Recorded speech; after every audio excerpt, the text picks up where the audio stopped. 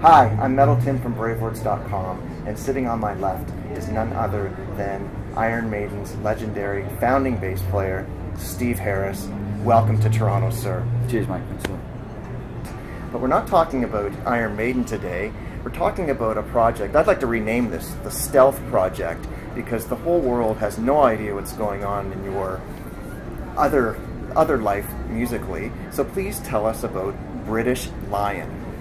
Yeah, I mean, it's been a long time in the making. It goes back years. It goes back with like guys that I've known for a long time. So it's not a project with people that I didn't know. It's just, you know, I've known these guys for a long time. It goes back to like sort of 90s really, when there was a band that I was trying to help them at the time, and I renamed the thing British Lion. You know, I was producing and managing them. I wrote some songs with them which nobody knew about. Not even a couple of the guys in the band knew at the time that I was involved in that way.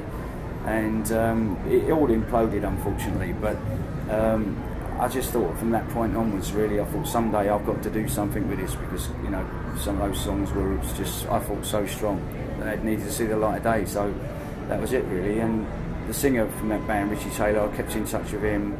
Graham Leslie, the guitar player, also. And then we got together with David Hawkins, another guitar player that I met through Richie, and started working on some other songs, and it just sort of developed from there, really. So that's how it came about. But it's taken forever and a day to actually finally come out.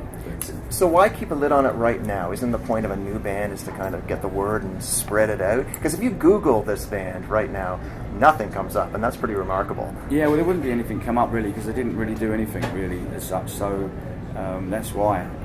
But, you know, basically, yeah, I mean, this is the one chance with the internet and everything else. I mean, internet's great, don't get me wrong, but I think that, you know, one thing, if there is a downside to it, is that you kind of lose a bit of mystique, and I think this is the one chance to have a bit of that, and a bit of, you know, just the secrecy has been, you know, great, really. Well, it's pretty amazing, but why now? Like, are the planets aligned? No, it's just because it's ready to come out. It's just actually finally finished and ready to go. And I mean, it even took ages to get the deals together and everything, so it was just seemed to be going on and on and on.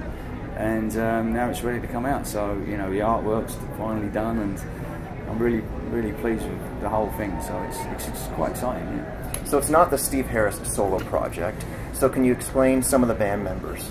Yeah, it's a solo stroke side project, because, you know, it is collaboration with other people. If I wrote a song on my own, I probably want to use it for a Maiden album, so it's all been with other stuff. And the guys in the band are Richard Taylor on vocals. I think he's got a fantastic voice.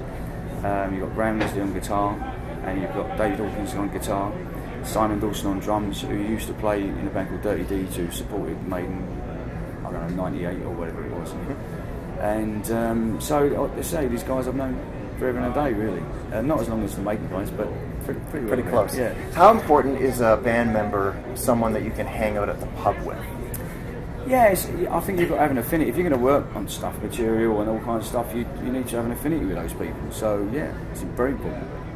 Musically, this is a lot more melodic than Iron Maiden, of course, a lot of sing-along hooks, but when you get to some of the breaks, the chorus lines, you've got your galloping, patented bass lines, a lot of like interesting leads, but the harmonies, and as you said, like the vocals are key. Explain like some of the key elements in this new project. Well, I think you've got say the full song in Us Against the World is probably the most Maiden sounding. That's got like the kind of harmony guitars, similar sounding that Maiden use. So it's probably the most Maiden sounding one. There's a bit of harmony guitars on Well Without Heaven that sounds a bit Maiden to me, but most of the other stuff really, I don't think really does sound like Maiden. Of course, my bass playing is what it is, does what it says on the tin. I did try a few different things out with different songs, which I don't normally get a chance to do that with Maiden. Not to say I don't have a chance. When we do Maiden, it's a whole different thing. You know, I prefer working like that, really, in one block period of time. Doing this has been all bits and pieces and different times or whatever. But I've tried, you know, to try different sounds with different songs, and I think it's worked really good. But I still think it sounds like me. But it's, you know, whatever. Yeah. How hard was that to kind of distance yourself from what you're known for?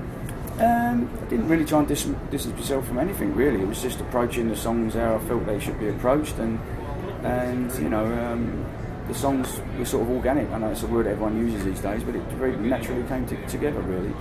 Although it wasn't naturally recording it sometimes. But yeah, I mean, I think the end result is a very cohesive album, so it doesn't feel like a bits and pieces album to me at all.